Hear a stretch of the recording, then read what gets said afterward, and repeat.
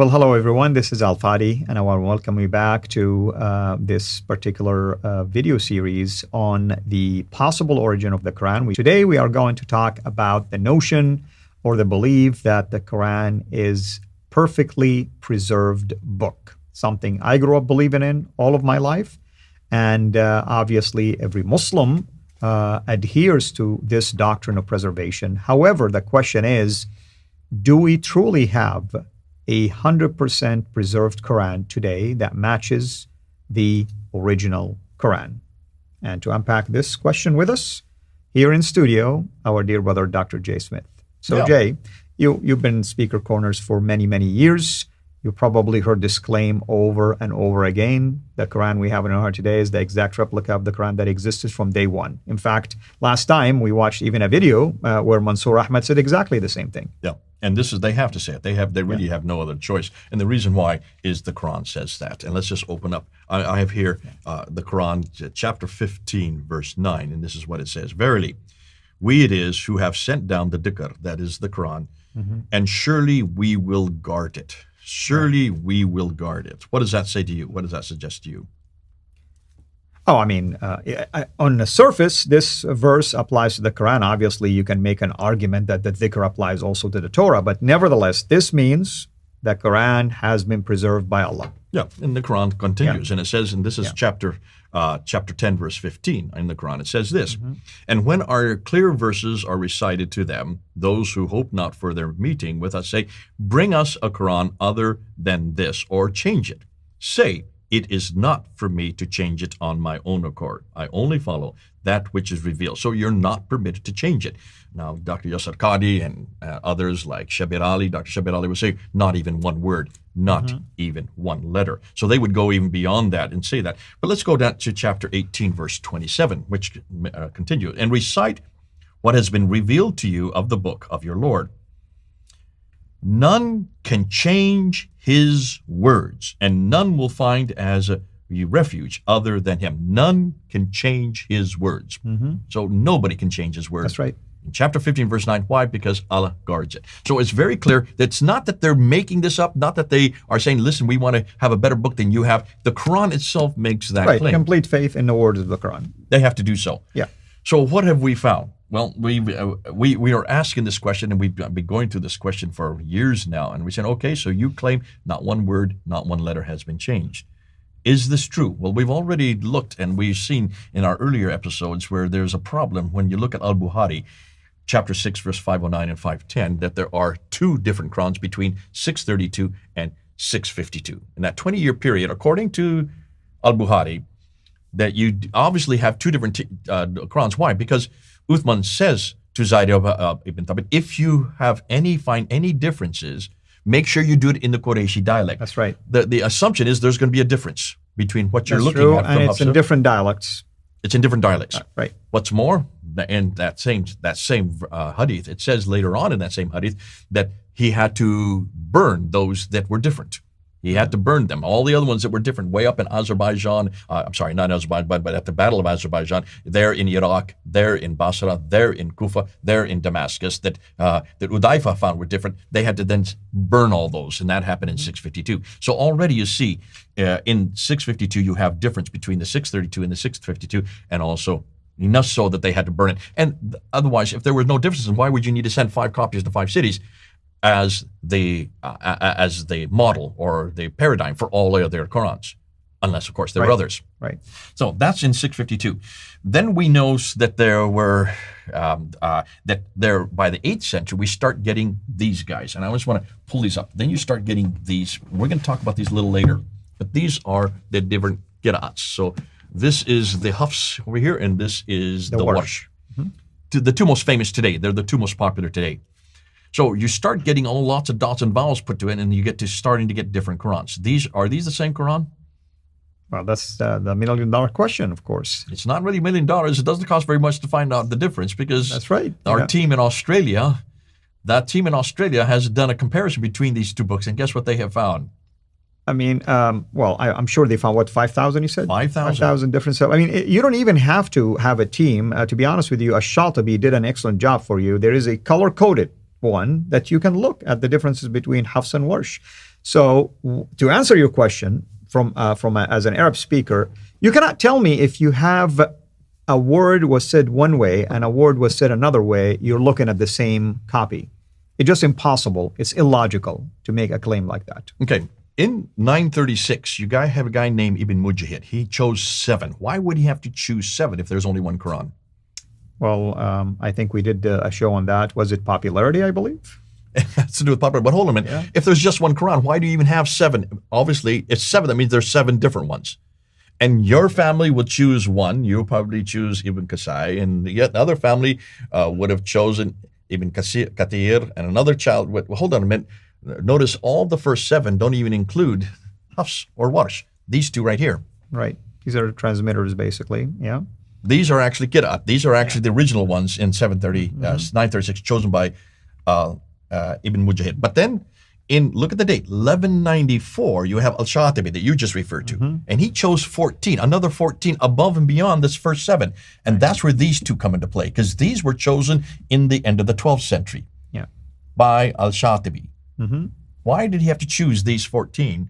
Why wasn't he satisfied with the first 7? I mean, that's what you see, by the way. There is progressive development and embellishment, So you have 14 readers, right? You cannot say, it is the number 14. So you have 14 readers. Are they all reading the same way? I would accept it if they're all reading the same way.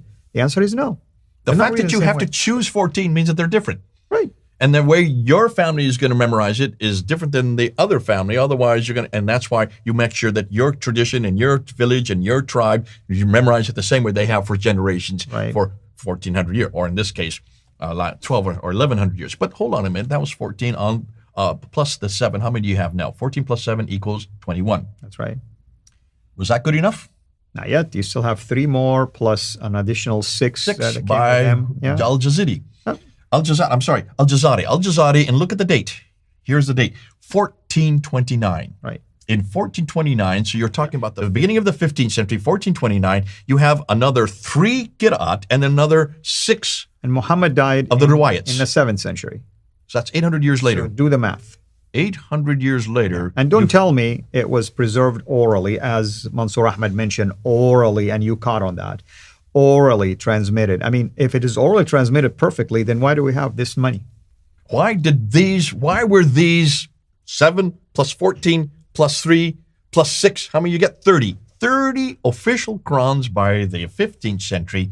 By the time you get to that, now we have 15 different Qurans. How many differences are there? Well, see, ask a Muslim that, and they won't be able to tell you. But our team in London was able to find out. You know how many differences they came up with, just those 30? 90-some thousand? 93,000. You're right. 93,000 differences. Yeah. Now, were you taught that when you were growing up? Of course not. By the way, to let people know that you and I are going through a series that we will continue to do, which is capitalizing on the differences just between these 2. We're calling it 2 Qurans, just to let people know. 2 Qurans. And that's just the Hafs. That's just these 2 right here. Hafs and Warsh. And the reason we're using these 2 is because the Hafs, this one here, is the most popular. 95% of the people in the world today now use this one. Why? Where did this one come from? Well, that happened in 1924. Started it at least in 1924. Then it was corrected again. And 7 times it was corrected. By 1936. By 1936, they had corrected it 7 different times because they had found error after error after error. And that by 1936, they finally introduced a new Hafs, but it's still Hafs. Right. They new Hafs, which was being used all over Egypt, became so successful that by 1985, you're right, the Saudi Arabians, they finally said this is the official Quran, which is fascinating because where does this Quran come from? Does it come from Saudi Arabia? Most of the time. I mean, you're going to see that it's printed in Medina. No, I mean the original one, Hafs. Oh, it was a Cairo one?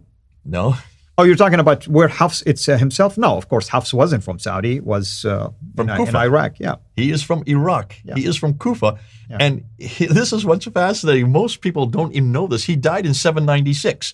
Muhammad died in 632. 300 years plus. That's 146 years later. You have this guy writing this Quran that is different than the one that is in 632. 146 years later, and no one's bothered to question that. So when the Saudi Arabian government finally chose this as the standard text, why didn't they choose Ibn Kathir's?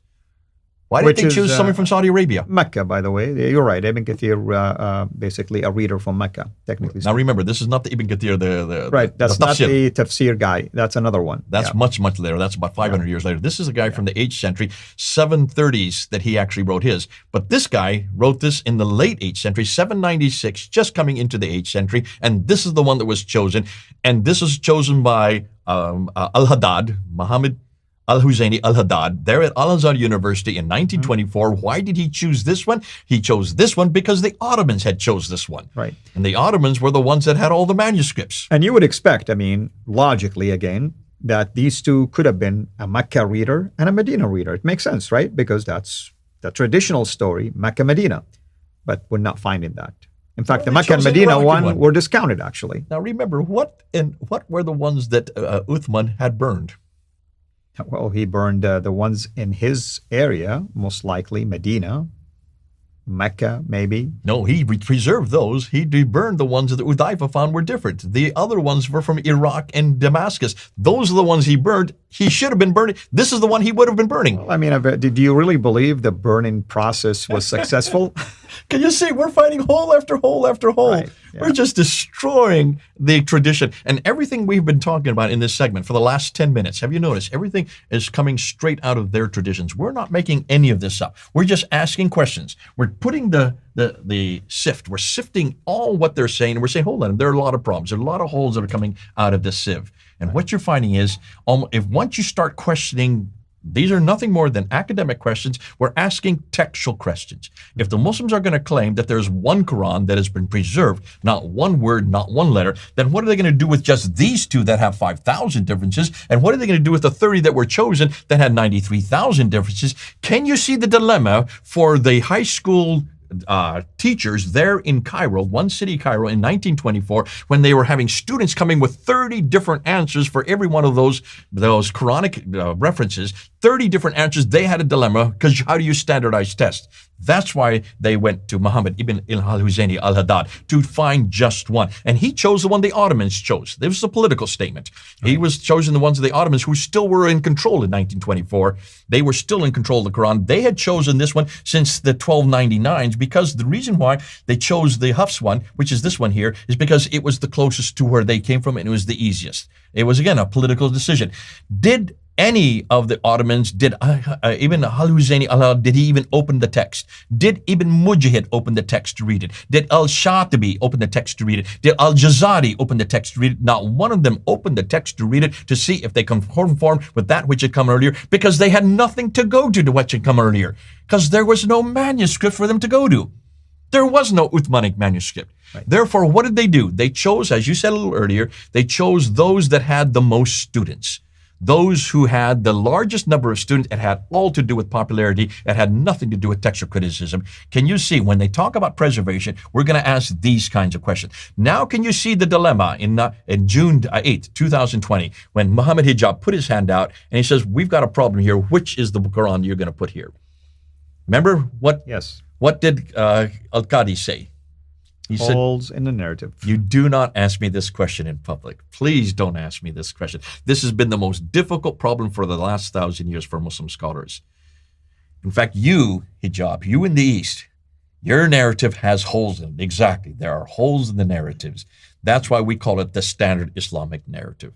Quoting Yasir Qadhi, there are all kinds of holes in the narrative. Here's another one. I'm just giving you number after number. We're talking about the first two Qurans. We're talking about the 5 manuscripts that were sent to the 5 different cities. We're talking about the 30 different qira'ats, which are chosen in 936, in 1194, and 1424. And we're talking about finding the one that was chosen in 1924 by Al-Haddad.